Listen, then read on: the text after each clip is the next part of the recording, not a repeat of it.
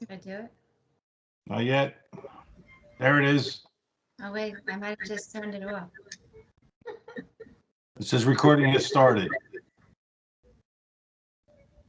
Okay. All right, so let's officially call the meeting to. Somebody has it's an echo. Somebody's mic is open. Gotta close your mics. Got everyone closed?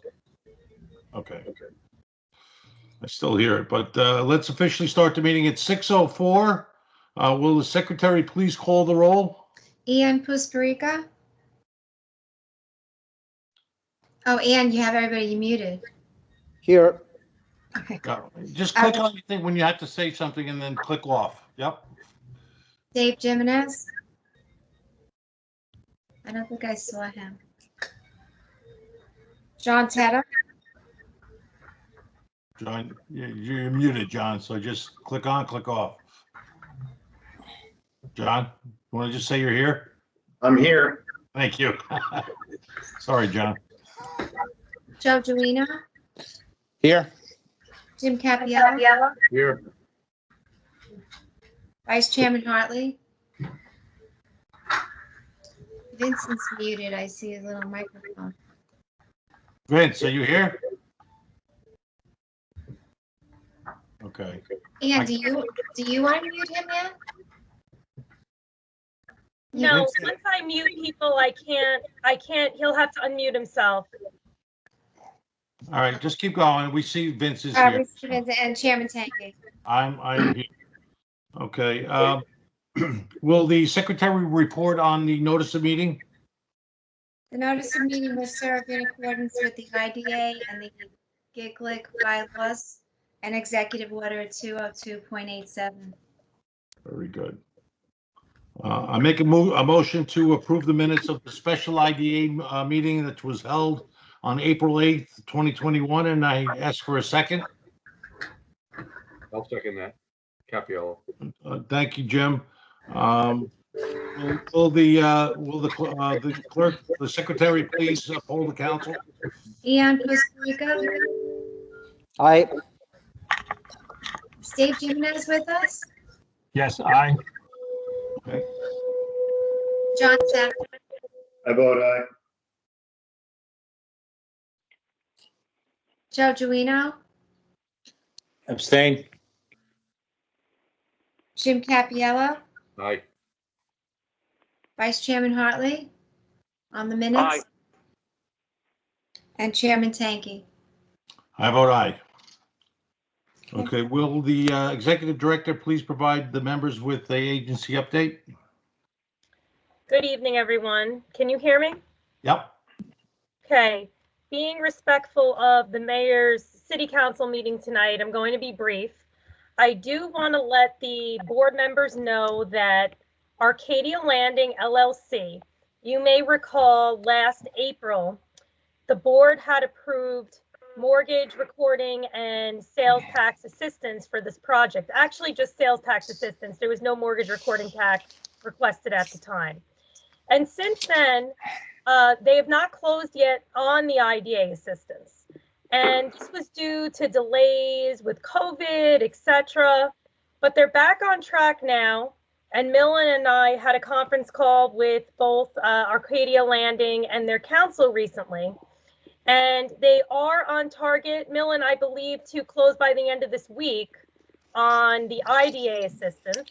They have given us a revised project budget based on the benefit left in the project, meaning the materials and other budgetary items that would still be eligible for the sales tax assistance. We've adjusted the fee based on the new budget, and we are planning to close on that assistance by the end of the week. Basically, it had been a year, and we gave them, we gave them a chance to kind of step back up to the plate and close on the assistance. Dan, I know, who's on this meeting for another matter, is also representing Arcadia Landing in this, but I did want to give the IDA board members the positive news that we were moving forward, and that project is moving forward and progressing. Very good. Okay, thank you, Ann. Anyone have? Dylan, was there anything that you wanted to add to that, or did that generally cover it? I think that covered it. The original sales tax benefit was $447,000. It's now down to $200,000, showing how much they have done already. But this will sort of commit them the rest of the way and include the various commitments to the IDA in terms of employment, et cetera. So that's all good news. Very good. Thank you, Millen, for that. Margot, will our Chief Financial Officer please provide the members with their finance report? Sure. Good evening, Mayor, board members, all of those in attendance. Can you hear me okay? Yes. Great, thank you. A brief summary of the IDA activity for the period of January through March. The first quarter, the annual budget of total revenue is $635,000 versus 65,000 for the quarter incurred. So that's 10% of the annual budget. Total salaries for the year, 164,000. We have incurred roughly 40,000 for the first quarter, which is roughly 25%. Total professional fees of 487,000 for the annual 2021 budget. We've incurred thus far about 43,000, which is roughly 10% of the budget. So, and actually total other expenses of 3,000 for 2021, we've incurred $572, which is roughly 15% of the annual budget. So we're on target for salaries and under budget for all the other revenue and expense categories. And thus far we have a loss of 17,000. Keep in mind over the course of the year, the admin fee revenue will increase, and the revenue does include both admin fees and escrow fees. So the escrow fees are both reflected in the revenue and expense. So please feel free to let me know if you have any questions. Thank you, Margot. You're welcome.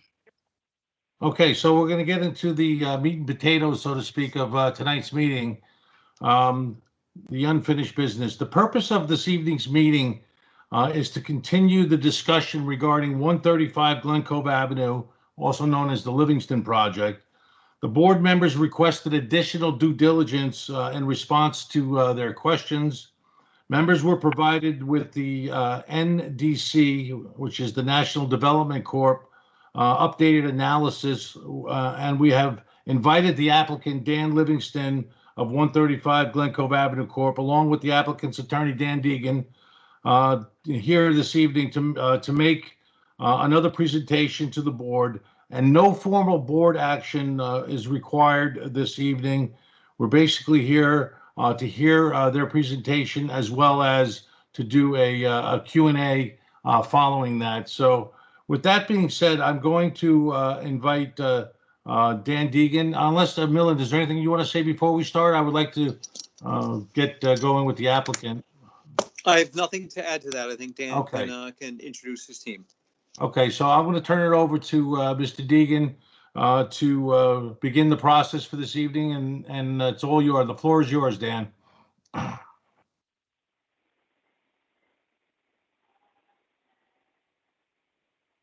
Okay, I'm unmuted. Can you hear me now? Yes. Okay. Thank you, Chairman Tanky and members of the board for this opportunity. My name is Dan Deegan, as you mentioned, with the law firm Porcelli Deegan Tirana, the attorney for the applicant, which is technically 135 Glen Cove Avenue Corp. We have with us today on this call as representatives Daniel Livingston, who you mentioned, who's the president of that applicant entity, and also his vice president, Keith Lanning. I've also invited today to be available. Last time we presented to the board, and I know there's a couple of new members on the board, there were questions about the rental market in general in Long Island and in particular in Glen Cove. And we've also invited Adam Marcus from the Greystar organization, which is a national company that not only has experience across in the region, but also has specific experience in Glen Cove. So later on in our presentation, if there's an opportunity for any of the board members, I would give the opportunity to any of the board members to ask questions regarding some of their concerns that they raised last time. So as I mentioned, everyone here, I think, is pretty familiar with Dan Livingston. Dan has been around for the city for almost 2 decades. While he doesn't live here, he's been a fantastic citizen to this city, really all in connection with this project. I mean, he and his organization have been the corporate sponsors for the Downtown Sounds, for the Winter Wonderland. They're annual sponsors of the fire department, of the police department. They do a lot of work with the Boys and Girls Club to put on programs with them. So they've been an excellent corporate citizen over the last almost 2 decades. The site that we're talking about, I think everybody's familiar with. It's almost 5 acres, located along the east side of Glen Cove Avenue, at the top of Glen Cove Avenue, at the hill by the gateway of the project of the city. The site, for those of us who grew up in the area, know it very well. It was previously improved with a blighted auto transmission shop, an abandoned strip mall with apartments. It has historically, certainly when we were all growing up and right until Dan got involved, a site of blight and crime in the city. The cops used to be called to the site many times a week, sometimes many times a day. 5 days before Livingston bought the property, a man was beat to death with a golf club on a corner of the property, to give you a sense of what this neighborhood has been in the past. And that was done by MS-13. Despite that challenge, Dan Livingston, as this was back in 2004, acquired the first parcel and has consistently been assembling the parcels to be part of this proposed project. The most recent land acquisition was in 2020, where he purchased a half-acre of additional property from the Boys and Girls Club, right next door to the property, which ultimately is not to be built upon, but to be used for recreational space. For those of you who are not familiar with it, Glen Cove, a number of years ago, commissioned a master plan. And in particular, there was a master plan section dedicated to the downtown and to the gateway revitalization. This area is considered a gateway to the city. Pursuant to that master plan, the city and city council adopted a redevelopment incentive overlay district, which is part of the zoning code, to encourage development at this site. In particular, it sought to improve the appearance of the city's gateways and corridors throughout the redevelopment through the redevelopment of abandoned commercial properties like this one was. And this one was really, a strip mall, some apartments, but it was really blighted and crime ridden. The master plan of the city calls for this site to be, that it's appropriate for high density housing due to its prominent location at the gateway to the downtown area. One of the things that Livingston's done over these years is he has demolished all of the blighted structures. So while right now we're all looking at a dirt field, if you will, this site was an eyesore and a real detriment to the city. And because of Livingston's efforts, he has created what now is the opportunity for the future of this area. Over the years, and most recently, the property really has been producing very little in the way of real estate taxes. It's being taxed at vacant land right now. It is not an economic generator for the city. It's, arguably still blighted. It's certainly a hole in the ground, if you will, because it's an empty field. The project, when it was initially proposed and conceived over 15 years ago, was proposed as a condominium ownership project with 176 units. Over the literally decades that this project's been on the drawing boards, this financial market conditions have resulted in the fact that there really is not a market for this type of for a condominium ownership project, and there certainly is not financing available for it. The current plan that's before this board and was before the city is for 176 rental units, and because it's rental, the project would be eligible for IDA financial assistance. This project and its current formation of 176 rental has recently been approved by the Glen Cove City Planning Board and City Council for development. Rental units, and you don't have to look far for this, but rental units, there is a market for rental units, and as I said, you will have Marcus from Greystar to answer questions about this, in particular where he has expertise. But there is a market for these for rentals. But the problem is that the construction costs and the taxes at first make it not financially feasible under any circumstance to build a project like this without the financial assistance of the IDA. This is true here, and it's true throughout Glen Cove and throughout Long Island. I'm an experienced IDA practitioner, and IDAs across and towns and municipalities across Long Island have realized if you want this type of housing to revitalize areas, you're going to have to give them assistance or to phase in the tremendous taxes that would otherwise be payable on day one. This application before this IDA was originally filed in 2019. So we've been before this IDA since 2019. The original project that we brought to this IDA was for 216 rental units. But after community feedback and other economic factors, the project's been scaled back to its original 176 units, although also has been tremendously reduced in size from the condominium project that was previously proposed. But that right now it's 176 rental units that's been approved by the city. Projected construction costs from this point forward to actually construct the project is about $55 million. The proposal is to build 6 buildings and aesthetically beautiful buildings. We're going to show you a video in a little bit and have Dan Livingston actually describe some of the physical features of the buildings. But compared to the prior plans, the new plan is a reduction in the height. A story has been lopped off of most of the buildings. There's been a net reduction of 42 bedrooms compared to what was originally proposed and approved by the city. The project is fully compliant from a parking perspective. It meets the zoning code for the parking and has been approved by the city. Prior iterations of the project talked about a ballet system and stacked, but that's no longer the case. There now would be an underground parking structure, which is very expensive to build, but it would be completely screened from view and you would not see it as you go by the project. As I indicated, this has been approved by the city council at this point. The Boys and Girls Club parcel I mentioned before has been added to the site recently and would be used as open recreation area for the residents of the building.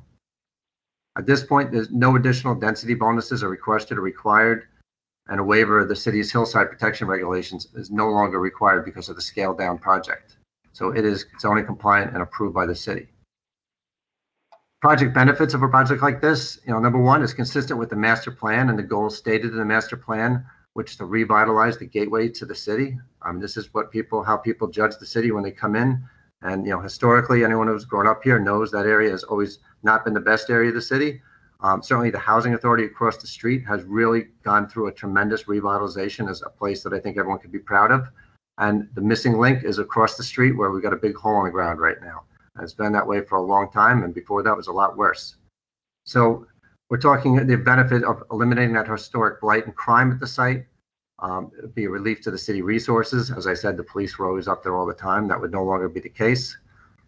This project would also provide 10% of its units as affordable, which is consistent with the city's policy requiring as much. This type of lifestyle provides a much needed modern rental housing stock, a new way of life that young professionals and empty nesters are desperately seeking. It would be a highly amenitized product that really fills the market gap between what's being built in high-end luxury down at the waterfront and what less amenitized apartments in Village Square. So this kind of fits in a niche that's in between those two types of projects. Obviously, a $55 million investment in Glen Cove during these COVID times especially is very valuable and would bring 150 construction jobs if it's approved. A project like this will be little to no burden on the city, and the school services will be negligible.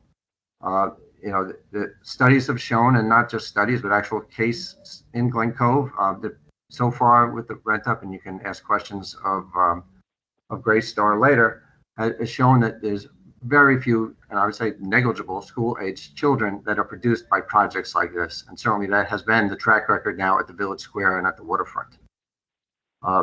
And all the garbage and recycling would be paid by the owner, not by the city. The water and sewer is paid by the owner. All the stormwater is contained on site. It's going to be a state-of-the-art from a fire protection perspective. It's really just going to be a tremendous project. I would like, first, if Ann, if you could show the video. I know some of these board members have seen it before, but we think it's good just to give you guys a sense of what the possibility is here.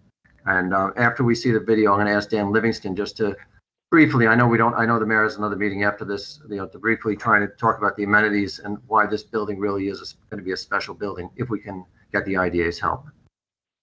So Ann, can you show the video?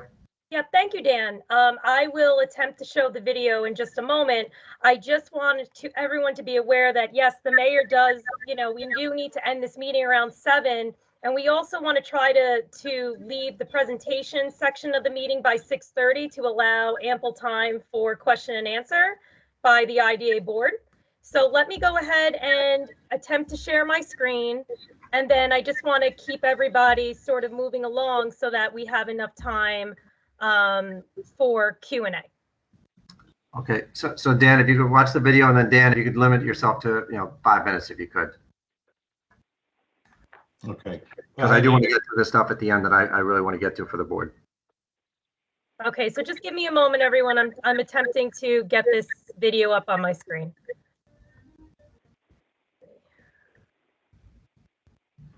Maybe Dan wants to start, and then once I have the video up, we can proceed. Yeah, Dan Livingston, why don't you go ahead?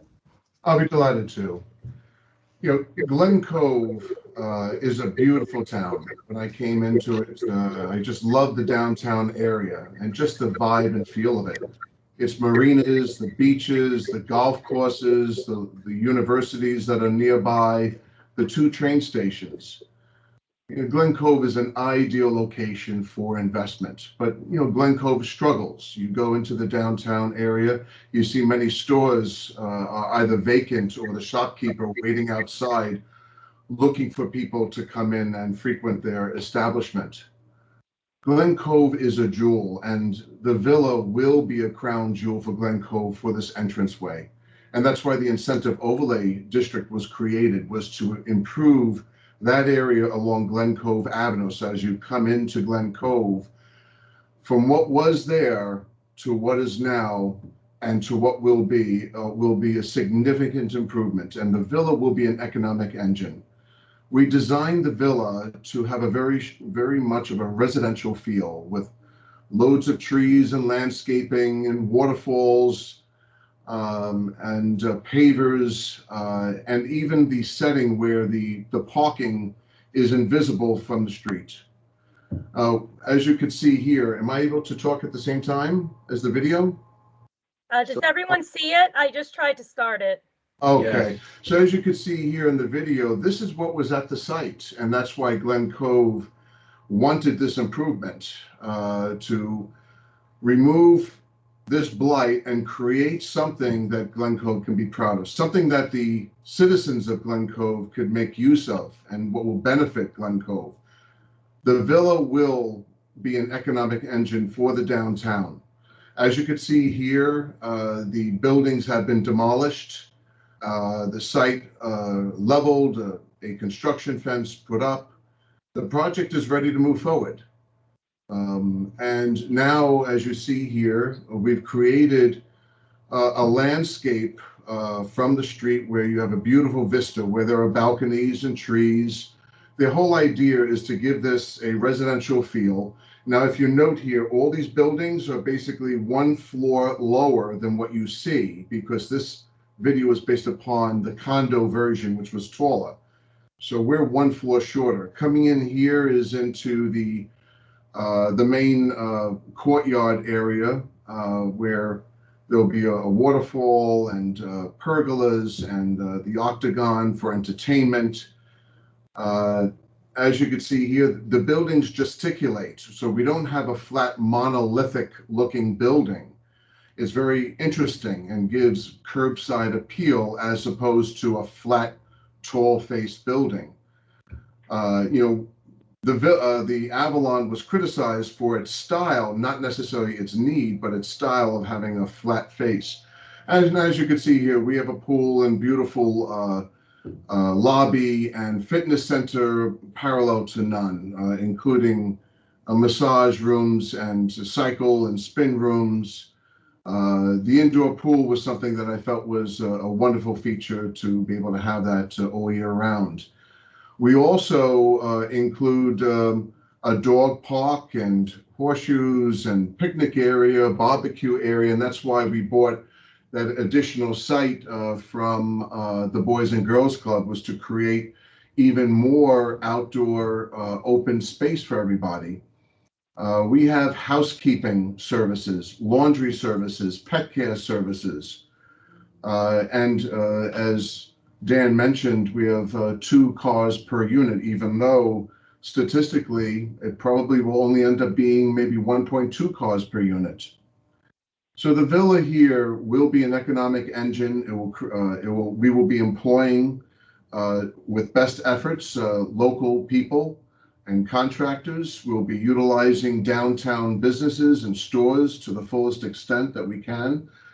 And we're improving an area for generations to come. I was the first crazy guy to invest in this area, frankly, and this is what people have called me.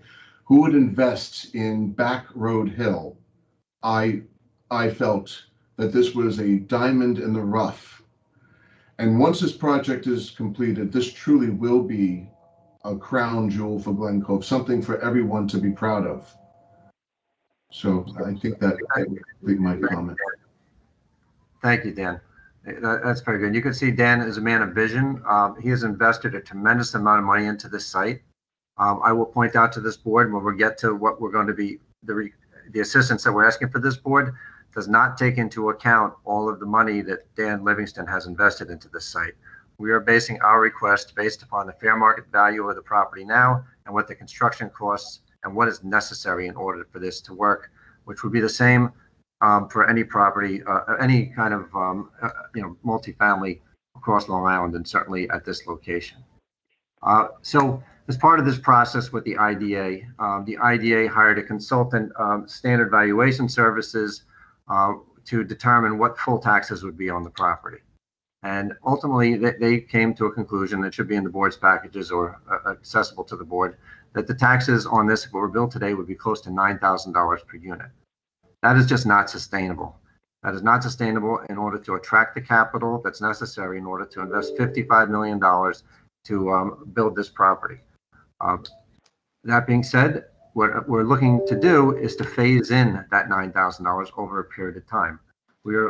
We have approached, and we've been in this game now for a long time, over decades, but certainly over the last 2 years, as we've gone this current concept, we've approached many banking and financial institutions and equity investors. We have Bridgehampton Equities has been our financial advisor, who's, I think, it should be in your package or accessible to you guys, shown that there's been a consistent message that's been given from the financing committee, for the financing community, which is that this project does not pencil out without a pilot. And this type of project does not without a pilot that phases in the taxes. And that's just the reality, not just for this project, for these type of projects across Long Island. We have provided the IDA and its consultants all of our construction costs. We've provided them with an appraisal that was done by a bank that values the land itself and its current condition. We've provided a operational income and expense pro forma. So we have been an open book with regard to the financial information regarding this project and our need for financial assistance. We have provided that to the IDA and its consultants. And I'll get to in a minute what we're asking for, but we would say you don't have to take it from us. Look across at what other IDAs have done and talk to your own consultants that this is what the city is looking for, and certainly is consistent with the city's plan, that this type of assistance from the IDA is going to be necessary. So getting to the benefits, the concept of the benefits is that we are looking to take a property that's pretty much, I won't say off the tax rolls, but it's a very low tax base now. And we're looking to create a tremendous tax base by building these new apartments. These apartments are going to be very little to no drain on the city and are going to create a big tax base. What we're asking from this IDA to make this financially feasible and to allow this to be financially financeable from the institutions, that we can phase in those new taxes that we would create by this project over a 20-year period. Now, 20 years is a standard pilot that's given across Long Island for projects like this. But more importantly, in this case, this is what we need to make this property pencil out and to attract the capital and have the banks invest here. We're also looking for a mortgage recording tax exemption and a sales tax exemption as a way to help keep the construction costs manageable and make it so that we can offer the rents that we can. As I said, there's a 10% affordable component here, which limits the rent on some portion, on 10% of the units. That's something that we believe in philosophically, but also something that's required by the city. The other projects in Glen Cove, recent new housing stock projects have received pilots from this IDA for longer lengths of time in some cases. It's an absolutely necessity. I just want to finish up by saying that we do have Adam Marcus from Greystar here, who's very familiar with the rental market on Long Island and in particular in Glen Cove. And I would suggest that as per the board's questions last time, he's available to answer anybody's questions. So with that being said, Mr. Chairman, I open it up to any questions that anybody has. Well, I appreciate it, Dan. Thank you, and Dan Livingston for your presentation here today. Thank you.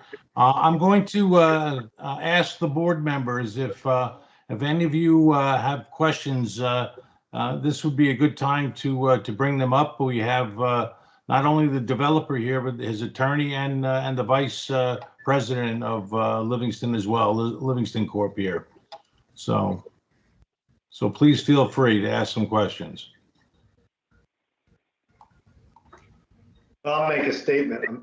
Whether it's Livingston, Georgica, RXR, everybody's consistent with their message. It's not going to be a drain on the city. No children are going to be born in these developments. Everybody's an empty nester. I'm really not buying it. I'm not buying it from anyone, not just this development. So, Okay. a lot of these projects were started with previous administration, previous IDAs, and I just feel like this IDA and this administration is just being asked an awful lot of. That's what I've got to say right now. So, Mr. Tedder, this is Dan Deegan. We do have, because, I know that is a concern. It's a legitimate concern, and it's not particular to Glen Cove. It's a concern of communities and schools. I'm concerned about Glen Cove, though. That's what I'm concerned with. Yeah, well, exactly. So let's talk about Glen Cove. So, Adam, we have Adam Marcus, and I've had a conversation with him leading up to this today, and I thought maybe, it'd be helpful. So, Adam, can you just give a little description of your experience with the, not what the projections are? The studies certainly show that it's not going to generate school-age children. Certainly compared to the history of the site, it's going to use a lot less resources that we're going to, and the ones we do, we pay for. But that being said, Adam, can you just speak to the, I guess the rental market generally and what the experience has been in Glen Cove with the school-age children being produced by these projects? And maybe an update on the projects. Absolutely. My name is Adam Marcus, and I work for Greystar. I currently oversee 3 projects in the Glen Cove market that total 537 units. I totally hear your concern, John, and they're very valid concerns. I will tell you that out of the 537 units in Glen Cove that I manage, I currently have 410 occupied units. Out of those 410 occupied units, I have 3 units with newborn children, and I have 2 units with school-age children. And John, I would say that that's really all that information. I find that information good, but what percentage of Glen Cove is children? And I just find it's going to be like 1% of all these new projects are going to have children, and nearly 25% of Glen Cove is children. What do you mean, the population? Well, I mean, the school district, we can look at school districts, and I have to look at the enrollment of Glen Cove School District, but the school districts generally, these type of products actually give people an option for housing where they might be living in a house with, now and they can move here. It's not typically attracting people who are moving their families into these type of projects. And that's, as you just heard, that certainly has not been the case with Village Square and the waterfront. And this would be kind of a filling into the slot in between those two. The Avalons, I know anecdotally, and certainly we can actually get the actual numbers. It's a very low number to come out of those projects there, because apartments like this is not a, it's a different type of product that's appealing to a different niche. And I don't know, Adam, maybe you can speak to that better than I can. I'm more anecdotal looking at it. I know you're in the field. Yeah, absolutely. Majority of my population in the Glen Cove market is empty nesters. young professionals that are kind of looking to purchase a home in the area eventually, and so forth. We're not seeing a very high base of people coming in with families. And I think a small part of that also has to do with kind of like our unit base. Here on the waterfront and downtown, we specialize in renting, studios, 1 bedrooms and 2 bedrooms. So while I see a concern with, with the schooling and so forth, I feel that the unit mix kind of restricts open arms to the family base with school age children. And John, let me also just point out that, one of the things I know Dan Livingston used the word economic engine a couple of times. Glen Cove, and I was the city attorney for 13 years. I know Glen Cove very intimately. Glen Cove had been in decline for many decades in a lot of different ways in terms of its tax base, in terms of empty stores and its downtown. And what we're talking about with these type of units is a shot in the arm that people with disposable income are going to come into the city, are going to frequent the restaurants, which is going to be good for all of us who are in the area because it's going to make the quality of the restaurants better. It's going to pay more choices in terms of retail, what's available, because there's a critical mass of people with money to spend. This is an upgrade of the, certainly compared to what was there before, but generally it's something that's, widely recognized as a way to help revitalize and bring a community like Glen Cove into the 21st century in a very successful and, productive way, without changing the character. So I know there's some concerns. Is the character of the city being changed? Well, this property was a dump and a crime site. So the fact that this gets changed is a good thing.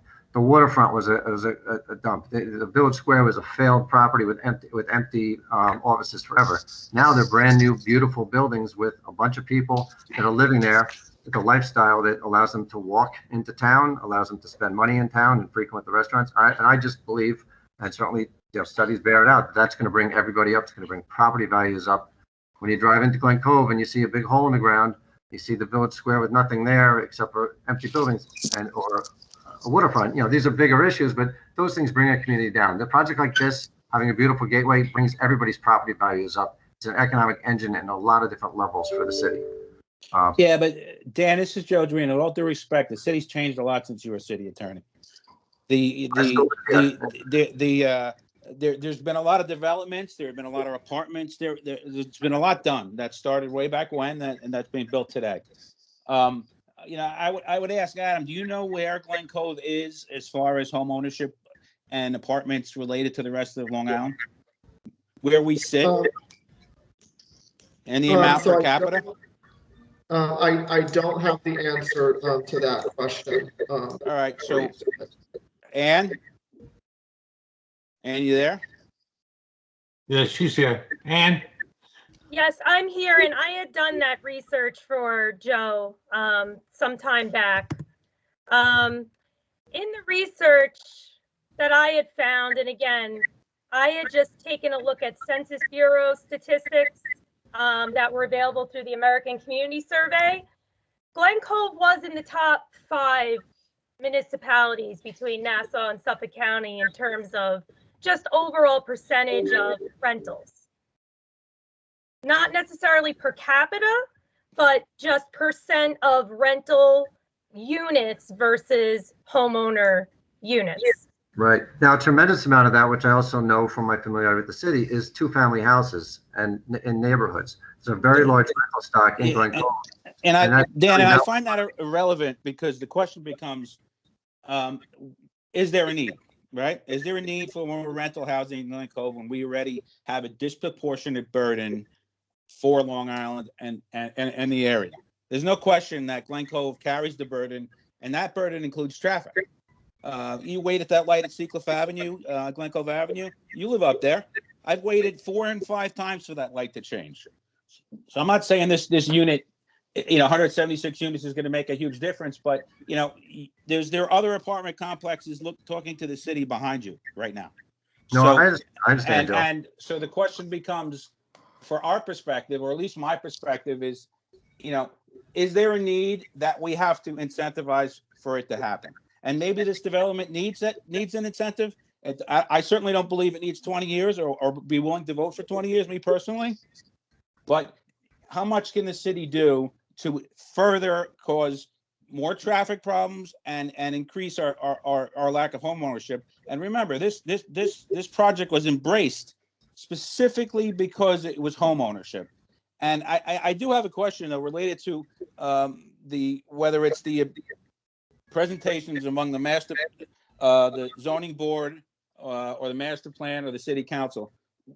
Was it disclosed that the only way the project gets built with these changes is through IDA financing, or was that never mentioned until now?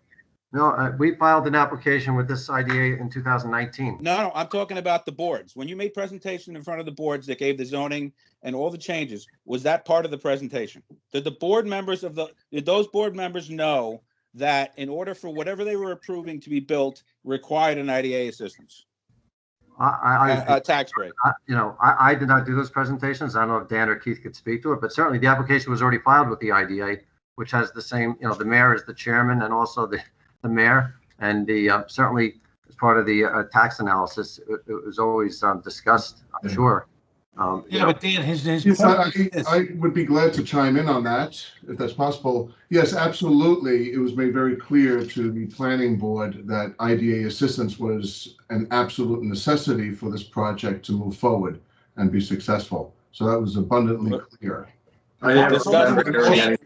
Just to provide some additional information, the villa has, and we were the first ones to propose this, is that we have a trolley bus that will take people from the two train stations, the downtown and the ferry, on a 20-30 minute loop throughout the whole morning and throughout the evening.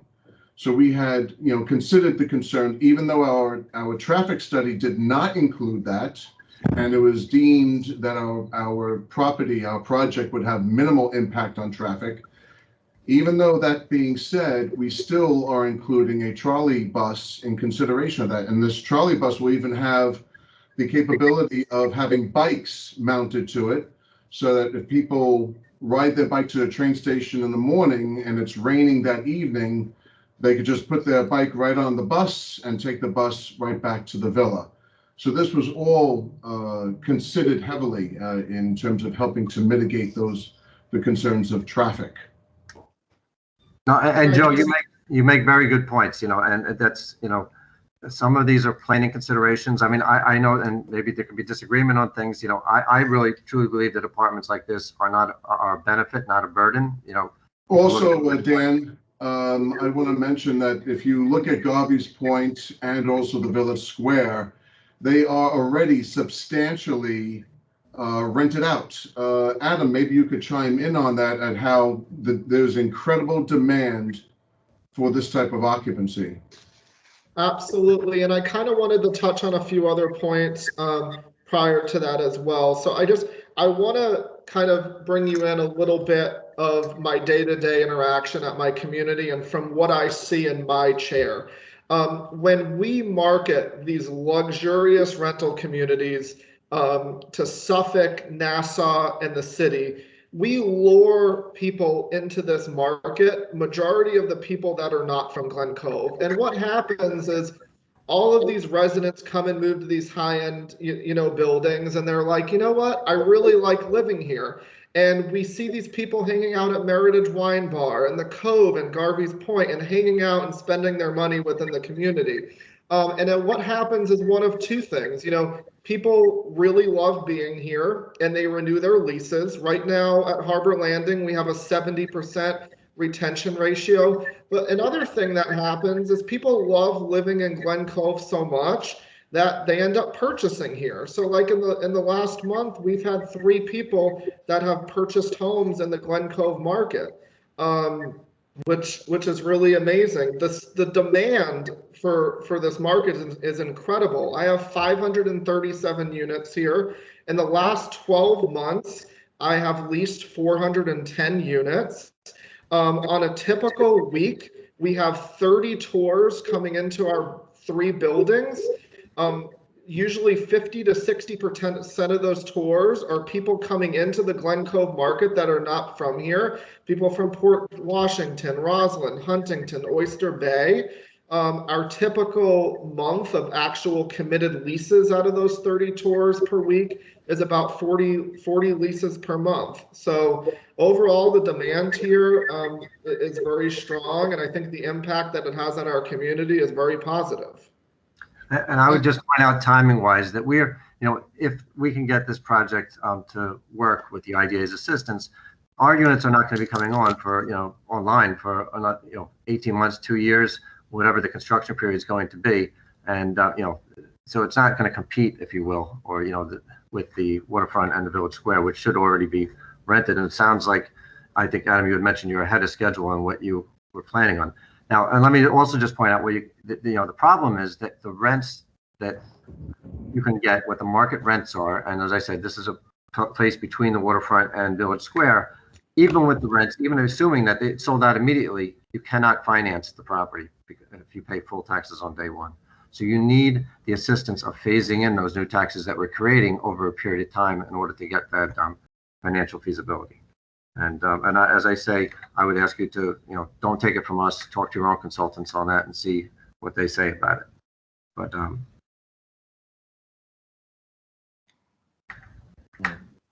anything else? Does anyone else have any questions? Well, we're here. We have a few minutes left. Yeah, this is Yon Pushparika. Yes. And again, kudos to the developer. I think that something like this definitely it's needed in the city. Definitely changes the way people perceive Glen Cove when they drive into city. I just have a couple of questions looking at the documents that were submitted here, specifically page 7 of the presentation where you have pilot options comparisons. Just for clarity, the NDC proposal number 2 is the one that you're proposing right now? Ian, this is Millen. I can respond. And again, you weren't part of the board when this was originally presented. The first time that NDC submitted this report, you can see it's dated in January, it only had the first 4 columns. So they calculated the no development, what would happen with the pilots, the UTEP, which is 45B, just because that was requested for him to calculate. And then the developer's proposal, which you'll see is that 3rd column. And then what NDC proposed was a 20-year pilot, and that's the 4th column. After the last time we had a meeting like this and got feedback from the board, we asked NDC to calculate 2 more pilot schedules. The 5th one over is a quote double 485B, also just 10 years, but it doubles the abatement in each of those 10 years. And then, as you point out, the very last column is one that we asked NDC to come up with at the request of the board, which is a 15-year pilot that NDC thinks might work financially. And so NDC, I think, likes either their first or their second proposal. I think they think that the first proposal, 20 years, is better. But at our request, we told him go back and just show us a 15-year pilot for discussion purposes. I hope that answers your question. And Millen, let me just jump in here for 1 minute. I'm sorry, Mr. Board Member, but we've just, and I just forwarded it to my client. We only received this afternoon, so it's hard for us to react to what's been put in front of us. But we've done our own, what we've requested, we feel is what we need for this to work. But I understand what Millen just said is that these are proposals, I guess, by the IDA's consultant as potential alternatives. But we've not. And they were also requested by the board so that they could see the comparison in different year configurations. So. Right. Yeah, so I just think that's clear. If that was requested, if we wanted to move ahead with the project related to a pilot. Correct. Correct. Just to be clear, there's not every board member that I've spoken to that doesn't want to do that. So it's not either or. You're getting one of the two that may be presented. It's if that's something the board is willing to do. Yeah, of course. Yep. Got it. So basically, what the developer proposed is basically the third column there, right? And my question now, obviously, you may not be able to answer that because, like you said, you just got this information, but is the project fundable with the current NDC proposal number 2? Or do you Again, have I a feel for think they it? just got it, Yeah. Ian, and I don't know if they had a chance. Dan, have you had a chance really to look at that and make a determination? No, No, we I haven't. haven't had a chance yet. Yeah, I will point out that it is a 15-year schedule. And again, because that's one of the things that the board asked NDC to run those numbers. Correct. So, whether or not a 15-year pilot is financeable is, I at least don't know the answer. Yeah, I mean, you can play with 15 or 20 years and ultimately end up at the same dollar amount, the 20 million that's there. It was said earlier on the call here that the market tax value per unit, it's about $9,000, right? So considering 176 units over 20 years, that comes to 31.68 million, right? So if we look at the developer proposal, I think the number is like 13 million, so that's roughly 41% of the market value, right? Right. While looking at the two NDC proposals, actually the UTP double, right? It's 24 million. The NDC proposal number 2, it's 2 million. Those are respectively 78% or 65%. Now, just rule of thumb for other projects in Glen Cove, what is the percentage? So if we look at RXR, if we look at any other IDA projects, what is the percentage of money that the city gets at the end of the day versus the market rate? And I think, well, Millen, you would have to, that's something I guess you would have to take an answer. Well, I don't have the exact percentage. I can tell you that the Garvey's Point waterfront is far, far less. That is, those are higher end units. So, if the number is instead of 9,000, call it 12,000.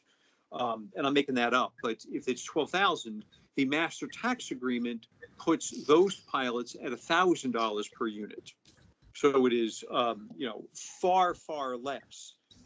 Village Square is, I think, also probably lower than any in terms of a percentage of the full taxes of, as compared to, I think, any of the proposals or calculations, I should say, that are on page 7. So comparing at least Village Square and the waterfront, I think any of these are a higher percentage as compared to otherwise applicable taxes. I don't know the numbers offhand for Avalon.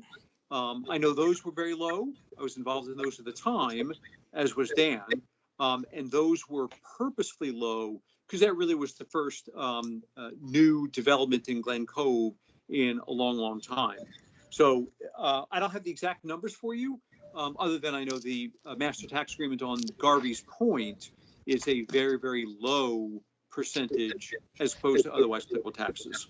Yeah, I think kind of like a more detailed analysis would be at least helpful for me. I don't know if the other board members feel the same, but the intent here is to help the developer build this, but at the same time, make sure that we provide a plain level field for everybody, right?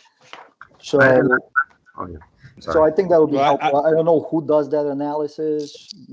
I can do it if you give me the numbers. It's, pretty much simple arithmetic.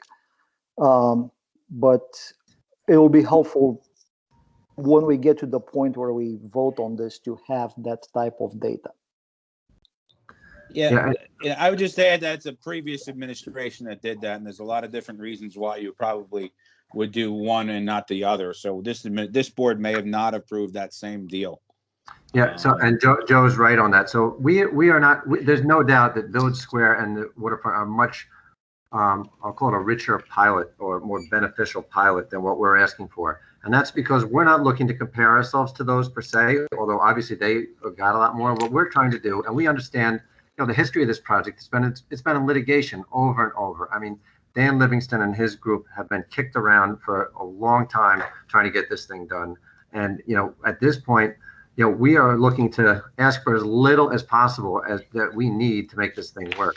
It is arithmetic, as you said, and ultimately someone like a National Development Council, they take this into account, and ultimately they have to look at what is the rate of return that can be produced by the development with this level of taxes that makes it financeable. Where a bank, because at the end of the day, it's not a developer who's putting up the money, it's a bank, it's institutions that put up the money, and they need to see that it makes financial sense, that they can have their loan rates.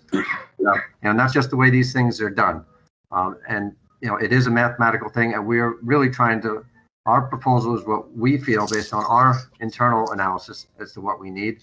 Kevin Grimm's and NDC took our numbers and came up with what we think is a less beneficial pilot. And I think that's the third column here, or I guess that's NDC column number 1. And now you're asking us, does proposal number 2 work? Well, we're not even sure that proposal number 1 works from what I'm looking at here, but I'm not saying it doesn't. I'm just saying that, we tried to be as aggressive as possible and asking for as little as possible to make this work. And that's where we're coming from. There's no doubt that the other projects in Glen Cove have gotten a lot more to help them. I would argue this one needs as much help as any, but given the history. So would you consider 10 years as an option? 10 years is not going to be possible. It's not going to be feasible because a bank is not going to lend money on 10 years. And, I know I've had this discussion with Millen over the years that, is 10 years at 0 better than 20 years at 100? It really is in the term, but the 10 years is not enough for a bank to give financing on. The banks are typically looking for 20 years because they want the certainty as to what the payments are going to be over that period of time. So 10 years is real, and I've seen projects fail because of a 10-year pilot, not be built because ultimately the banks would not build on it, would not lend on it. Okay. On that note, I'm going to say we're gonna end the meeting here. Again, for the board members, there's still a lot to digest. There's still a lot to look at. Again, I know what Mr. Deegan always makes himself available. I know Dan Livingston and Keith are available to answer questions. We will usually go through Dan before we go to the developer directly, but Millen is available. I'm here, but let's take some time to look at this, digest, see what works, and we'll be back again talking about this. This is this is not a vote night, and this is an educational process for the board members to feel comfortable before they make a decision on giving out a pilot. So, but I do appreciate Mr. Livingston, Mr. Lanning. Thank you for coming out this evening for your time. Dan, Mr. Deegan, thank you. Mr. Marcus, your input was helpful as well. So thank you for that.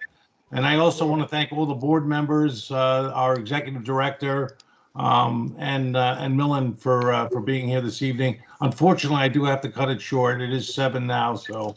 But thank you all. I wish you all have a good evening, and I guess we'll be talking again soon. So thank you all. Good night, everybody. And I'll just add, if any of the board members have any specific questions upon reviewing the National Development Council presentation and what Kevin Grimm's has put together, please send those to Millen and I and the mayor so that we can get those questions over to Kevin Grimm's and we can either get his responses over to you or set up calls. Very good. Thank you, Ann. Thank you. Very good. Okay. Mr. Chairman, do you want to take a quick maybe oral vote to adjourn? Okay. I think the meeting is adjourned.